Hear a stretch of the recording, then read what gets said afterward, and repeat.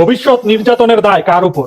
বিএনপির স্থানীয় পর্যায়ের নেতাকর্মীরা মনে রাখবেন, সময়ের পরিক্রমায় আপনারা যদি আবার আওয়ামী লীগের দ্বারা নির্যাতিত নিপীড়িত হন, তাহলে তার দায় আপনাদের নেতা জনাব তারেক রহমানকেই নিতে হবে, বললেন সার্জিস আলম এনসিপি নেতা। উনার এই বক্তব্যের সাথে কে কে একমত আছেন? আপনারাও কি মনে করেন ভবিষ্যতে আবারও আওয়ামী লীগ বিএনপিকে বাটালির উপরে রাখবে, দীর্ঘ 17 বছর যেভাবে রেখেছিল? আমি সেই দোয়াই করি সেই দিন ফিরে আসুক। কি বলেন? জয় বাংলা, জয় বঙ্গবন্ধু আর মায়ের চুদি।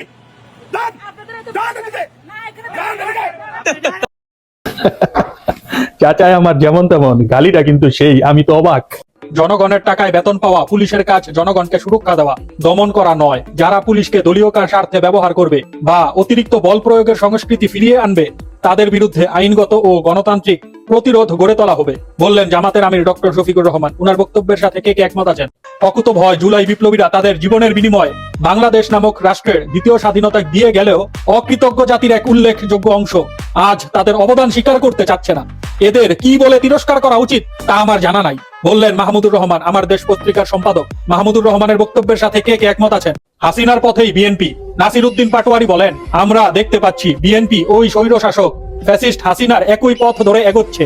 তারা দেশে নব্য ফ্যাসিবাদ কায়েম করতে চায়। বিএনপি যেভাবে ছাত্র জনতার উপর নির্মম ভাবে হামলা চালাচ্ছে, তাতে দেশে আরো একটা গণঅভ্যুত্থান হবে এবং এরকম চলতে থাকলে বিএনপিকে অতি সত্বর হাসিনার মতো ক্ষমতাচ্যুত করা হবে ইনশাআল্লাহ। নাসির উদ্দিন পাটোয়ারির সাথে একমত হলে লাইক কমেন্ট শেয়ার করে পাশে থাকার আহ্বান রইল। ধন্যবাদ।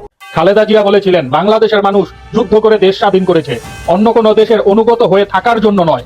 আমরা কারো পদলেহন করতে জানি না, আমরা কারো বন্ধু হতে পারি, কিন্তু দাসত্ব স্বীকার করব না।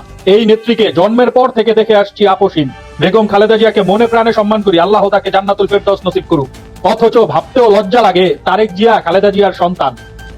জামাত কারো কাছে মাথা নত করে নাই, কারো দয়া অথবা করুণা কামনা করে নাই, হাজার কর্মী ও সহকর্মী হারিয়েও মাথা নত করে নাই, কারো চোখ রাঙানিকেও পরোয়া করে নাই, দেশ দশ ছেড়েও পালায় নাই, বললেন ডক্টর শফিকুর রহমান, জামাতের আমির। ডক্টর শফিকুর রহমানের এই বক্তব্যকে আপনারা কতটুকু যুক্তিযুক্ত মনে করেন? গঠনমূলক কমেন্টস করে আপনাদের মতামত জানিয়ে যাবেন। ধন্যবাদ।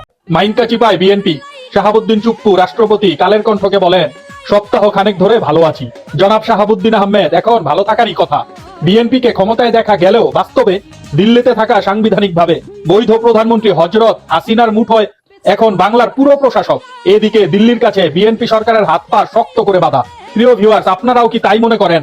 গঠনমূলক কমেন্টস করে আপনাদের মতামত জানিয়ে যাবেন এবং ভিডিওটি ভালো লাগলে লাইক শেয়ার করে পাশে থাকার আহ্বান রইল। ধন্যবাদ। আগে আওয়ামী লীগের বিপক্ষে তুমি কথা বলছো, তার মানে তুমি শিবির। এখন বিএনপির বিপক্ষে তুমি কথা বলছো, তার মানে তুমি শিবির, বললেন সালাউদ্দিন আম্মার রাকসু জিএস। মূলত আওয়ামী লীগ এক মুদ্রার দুই পিঠ, দুই সাপের এক বিষ, নৌকা আর ধানের শীষ। কি বলেন ভিউয়ার্স? সিটি কর্পোরেশনের দলীয় ব্যক্তিদের প্রশাসক হিসেবে নিয়োগ দেওয়ার মাধ্যমে বিএনপি শুরুতেই জন আকাঙ্ক্ষার বিপরীতে অবস্থান নিয়েছে, বললেন মিয়া গোলাম পরোয়ার, জেনারেল সেক্রেটারি জামাত ইসলাম।